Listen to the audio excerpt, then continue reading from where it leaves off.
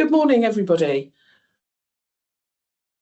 So this morning we're going to talk about Microsoft price changes. I've been working in this industry for a very long time, and it always seems to be price increases. But at the moment, we're looking at a price decrease and then a price increase. So today, I'm Claire Satchwell. Well, in fact, I always am. But today, as your hosts are me, Claire Satchwell, and Graham Knowles, who's our finance director. And we're going to talk you through the price changes from Microsoft. So this webinar is going to be recorded. We will email out a copy of the slides and the recording to you as soon as possible. If you have any questions, please put them in the chat and we will go through them one by one if they are relevant to the group. But if they are something about your specific account, we will either contact you directly or answer it in the chat. So, what is happening when? In short, for renewals after the 1st of February, the price of licenses goes down between 5 and 7%. And those renewing between February the 1st and the 30th of March will keep that price for the duration of their contract. So that means if it's a monthly contract, you'll keep that price for the month. And if it's an annual contract, you'll keep it for the year. For renewals after the 1st of April, there will be a price increase of 5% based on the new February the 1st price. The increase is for those wishing to pay their annual contract on a monthly basis. Now that sounds quite complicated, so what we're going to do is to break that down into simple steps. So, February prices. Microsoft have now issued their preview price list for February, and it is very unlikely that these prices will change. We've chosen to look at the most frequently bought product prices. So here you will see that whilst the announcement suggested that the price decrease would be 5%, actually we're seeing a decrease in some cases for Business Premium of nearly 7% and of around 6% with Exchange Online Plan 1. You don't need to note down these prices, as I've asked our team to drop this slide into the chat now so that you can save it. But these are the confirmed prices. Okay, so it gets a bit more complicated when we look at the April prices. So Microsoft will publish the April prices in March, about 2 weeks before. And at that point, customers who have renewals after the 1st of April, we will be able to confirm the exact pricing. But for the purposes of today, we will be using the now known prices for the 1st of February plus 5%. So the best way to understand things is to look at some examples. So I'm going to ask Graham, our FD, to talk through those examples. We've agreed between us that if he makes it sound too complicated, I might jump in. So Graham, if you wouldn't mind. Absolutely. Hello, everyone. So let's start off with a really simple setting whereby you've got an existing subscription, in this case for a single user of M365 Business Premium. So right now today, you'll be paying £18.10 per month per user for that subscription, assuming you're on an annual contract paid monthly. And we're assuming in this scenario that that subscription renews in February, in this case, say the 10th of February. In this case, when it gets to that renewal point on the 10th of February, your price will decrease from £18.10 per user per month to £16.90 per user per month. And you will keep that price for the year term of your subscription. So that, nice and simple, price goes down, that's all you need to know for this period. Where it starts to get the second layer of complexity is in the second scenario here, whereby it's the same contractual position of one user of M365 Business Premium, but in this instance, the renewal date is in April. Now, by the time we get to April, we've had the two different scenarios happen here with Microsoft. The first being the 5 to 7% decrease in price. The second being a 5% increase only applying to annual subscriptions paid monthly, which is what we're covering in this subscription. So in this case here, with an April renewal, the price has gone from 18.10. It drops down initially through that £16.90 price and then gets uplifted by the 5%, which gets you back to a price of £17.75. Now that at the moment is an estimated price because Microsoft haven't confirmed it, but our best guess is that's where the price is going to be. And sorry, the price reduction is only for the calculation because the reduction will only apply at renewal. Absolutely right. Yeah. So in this subscription, where your renewal date is in April, you'll continue to pay £18.10 per user per month until that renewal point in April, at which point you will get a new price for the next year, which we're assuming here to be £17.75 per user per month, where you have got an annual monthly subscription. That's an annual subscription which you pay monthly. Okay. To then try and map what's happening with those two different subscriptions, because right now, everyone with the same license will be paying the same price. Because of these two different changes from Microsoft happening at different times, we will have a scenario whereby people on the same licensing will be paying different prices for a period of time, depending on when their renewal is. So if I just walk you through this chart here, this is just showing those previous examples on a month-by-month basis. So on the far left, you'll see we've got a current price of £18.10. Again, this is for a Microsoft 365 Business Premium on an annual monthly subscription. So they all priced at £18.10 today. Starting with the blue line, when we hit that renewal point for the first scenario, which renews in February, the price for that subscription will drop to £16.90 per month. And that price will persist on that blue line for 12 months. At the end of that 12 months, it then hits another renewal point. Now, at that renewal point, it will renew at what is the current price for that subscription. And as we've seen, Microsoft can change these prices. So we don't know for definite what that will be at February 26. But our best guess is at the moment that there won't be any further price rises from Microsoft than what they've already announced for April. As such, when we reach February 26, that first scenario subscription would then renew again and go back up to the £17.75 that we estimate to go through. Okay. And in comparison to that, you've got the red line, which is the second scenario we saw, which you've got an April renewal, which bills at £18.10 per user per month until the April renewal point. And then at that point, it gets the new price of £17.75, and that will continue and persist. And again, at the next renewal point, which in this case would be April, it would get what is the current price at the time, which, as I said, at the moment, we're still estimating that to be £17.75. So this is where we get the complexity, whereby you've got two different customers with the same licensing that may, by quirk of when those subscriptions renew, end up for a period of time with a different price. But once you hit the next renewal point, everything will then coalesce to the same price. Okay. Now, many of our customers have multiple subscriptions. And so to be clear, even if a customer, say this was one customer rather than two, the same customer can be paying two different prices for the same product. If they have two different subscriptions for the same product, absolutely yes. So each individual subscription has its renewal point, and they all renew independently of other subscriptions. So it is a case of looking at those individual start and end dates of those subscriptions to define what price impact will take effect. Okay. Okay. So that's where we have to thank Microsoft for making things really simple for all of us. Yes. Okay. Good. So one of the things I know we're going to look at is, and I know people are expecting, is there is also a choice after April. So I think what we'll probably do is we move on to that.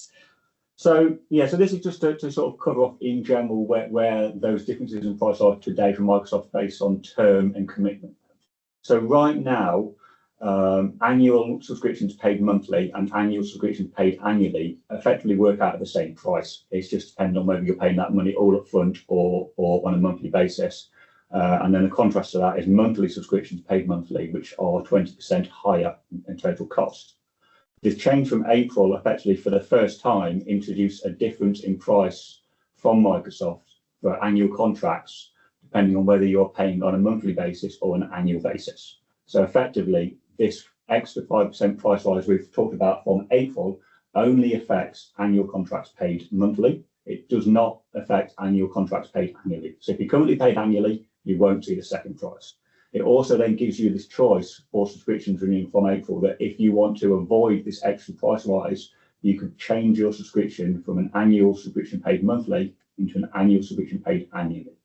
And that will effectively keep the price that we've spoken about earlier for what the price goes to in February, and you won't see that secondary rise, but you would have to pay that upfront in advance for a year at their next renewal point. Okay, so if people want to keep paying monthly on their annual contract, it will be 5% more expensive than not doing that for renewals after April, 1st of April. Right.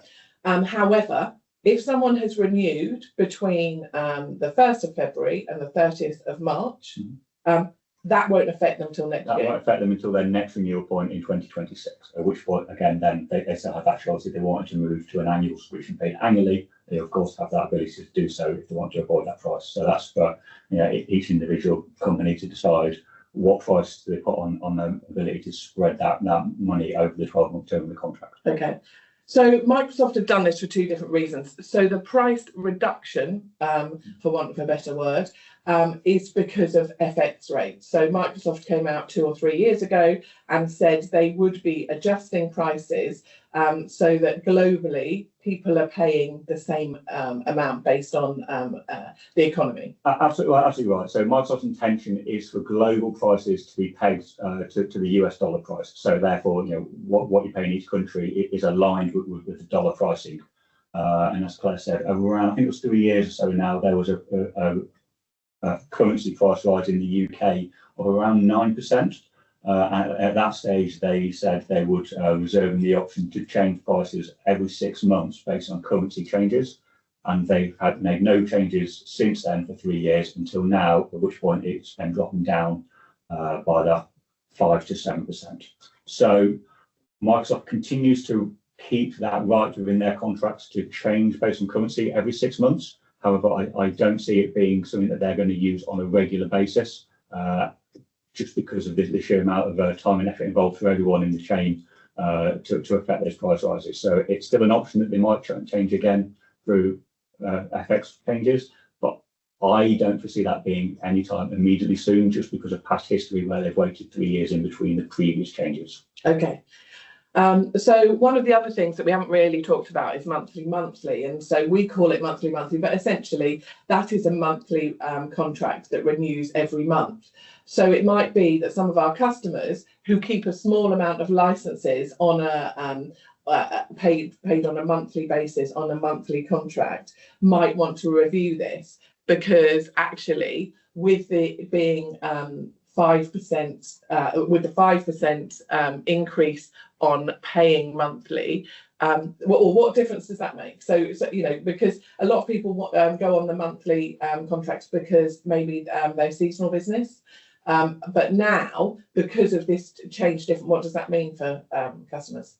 Yeah, so obviously the way the current contract works in terms of those annual subscriptions, we'll start with those, is you're tied in for the right same number of users for the annual length of that contract. So if you have situations whereby you might be flexing up or down in users outside of, say, the core number of staff, that's where the monthly subscriptions become useful, because you can have them in addition to an annual contract where your users may change up or down. In those instances, those monthly prices have always historically been 20% higher than the annual contracts. Obviously, in this new situation, you've got a 3-tier approach where you've got annual contracts paid annually at the base price, if you like, the annual contracts paid monthly, which are 5% higher, and then the monthly contracts paid monthly, which are 20% higher than the annuals. But then obviously that gap reduces to being only 15% higher than the annual monthlies. And again, this comes back to what price is the flexibility. worth to your business. Obviously, if you have got a set number of users that might be changing in terms of contract, might be flexing up, might be flexing down, you're in most cases better having some additional licenses on the monthlies there to give you that flexibility. Because if you have those licenses on an annual contract, you are fixing those for the 12-month term. Okay. So it's all about the price of flexibility. And then the price reduction, the difference for the people who have monthly contracts is that they don't retain it for the year, the price for the year. So where the price has gone down, they are affected, or they're not in fact affected. They're not affected by the secondary rise because obviously that's only annual monthlies. So on the monthly subscriptions, you will see the 5 to 7% decrease in February, and then as your services renew, they'll keep that price unless there are any other price changes announced by Microsoft. You won't be affected by the April change on monthly subscriptions because that is only for annual contracts paid monthly. Okay, so looking at this, if you want to try and kind of keep the benefits of the price reduction, let's say, what's the best way to do that? So I guess from that perspective, it's to pay annually if you are renewing after the 1st of April. Absolutely. So that's the 1st of April is the point where the annual monthly subscriptions change in price and become different to the annuals. So the only way to avoid that price rise is to move your annual contracts to paying annually rather than paying monthly. Okay. But to some extent, you could say that the price rise is mitigated by the price reduction. Yeah, absolutely. And as we saw in the worked examples, our estimates, which is the best case estimate at the moment for, say, business premium, is that the price today of 1810 would become 1775 once the effect of both of these price rises have happened. So as such, the net result, even if you are renewed after April and are continuing to pay monthly on an annual contract, is we expect you should be paying less than you are today. Okay. So if we look at, we've kind of got some key takeaways, and then hopefully, or maybe we've got some questions, and hopefully we've simplified it or given you the information you need to understand how it affects your business. But the key thing is prices only change on renewal, and that's absolutely key. In some situations with other vendors, they will change mid-term, but with Microsoft, they honour the term that you've signed. And we obviously will be passing on that complete change to our customers where it affects them. So if there is a price change for the SKU you're on, you will get that complete price change. From April the 1st renewals, it will be cheaper to pay on an annual contract paid annually, and that's what we've just spoken about. So that becomes, I guess, probably a matter for finance departments as much as anything, is that 5% worth paying earlier. And then also the key thing is that even if you do renew licenses after the 1st of April, the increase will not be based on your contract price. It will be based on the new reduced price, which is the baseline. Yes, yeah, it goes down and then it goes up. Okay, good. I don't know, Rich, if we have any questions or if anybody would like to ask any questions. There's one from Oliver Needham who's asked, we've used a selection of 5 products in our example. Is there a full list of products that are affected by price changes, including Teams Essentials, Teams Premium, etc.? Yeah. So yes, we've got a full list. Microsoft have released their full list of February price changes. So we have that available, and obviously we can share whatever from that is needed. But that is now known. We don't know for definite what the April the 1st prices become, because as Claire said, it will be in March when Microsoft release that price. So at the moment we are speculating, but they've said it's going to be a firm 5% rise for annual monthlies. So we're using that as a basis of our calculations here. But yes, we do have the full price list from the 1st of February, and we can share that as necessary. And I think if there are a couple of other price changes that Microsoft have announced. And I think, Graham, you can confirm what they are. Yeah, so there's been some other general announcements from a worldwide basis for some of the Teams Phone, is mentioned here, so the Teams Phone standard licensing, and also for Power BI. Now, what they haven't done is announce anything confirmed for UK pricing for these, so it's only dollar pricing. So again, we can share around our best knowledge of this, and those changes are only scheduled to be from 1st of April. So for instance, Teams Phone Standard, and again, I'm using the dollar pricing because that's all Microsoft have confirmed, is scheduled on the 1st of April to go to $10 from $8, which is a 25% increase.